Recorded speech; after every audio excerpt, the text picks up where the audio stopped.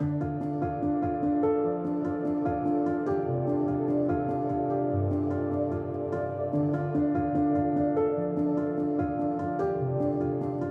Rosemarie Boon, and I came to Fox Brothers about 25 years ago, working in design and sales. So we're known for our flannels at Fox Brothers, and I think initially it was developed in the mid-1800s. They use different yarns to the yarns we use now. The wool is of very high quality. In loom we set it very wide, and then in the finishing process you get that really nice soft hand feel.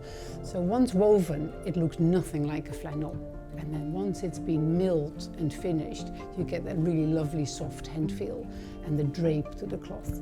And that's been developed over many years. From the designing point of view, you have to keep in mind that what you see in the loom is very different to what you're going to end up with. So it's balancing colours in a particular way that results in design looking the way you want it. We often look with the customers at our archives. The archives are brilliant. We have a book from 1773, and then we have many swatches from the 1900 really. And you can see trends coming back and reoccurring, which is really nice to see.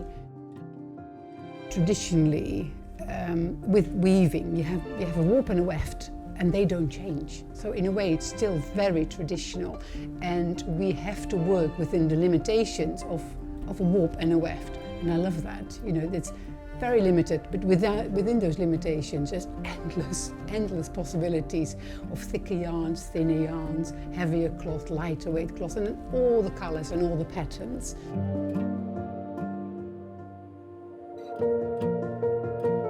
My name's Jo. I've been here for about 7 years, and I'm one of the textile designers. To start at the beginning, the order will come in. This ticket's created, so essentially a recipe for how to make the cloth.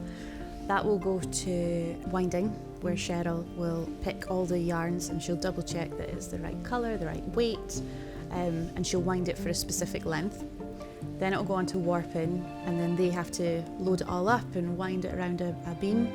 Then from there it moves on to Alison, and she does the drawing, which is a case of you will take all the individual ends that were warped, and in some cases that can be 4,000, and then after she's done that she has to pull them through something called a reed, which is like a comb, and at that point it's ready to go into loom, and then our weavers will maintain it as it's being produced, and then after that it's assessed to feel for any faults that might have occurred in weaving, and then they'll come to mending here, where the ladies again will run their hands over it and they will sew back in any faults, so if an end breaks, and so they're essentially sewing back in the weave.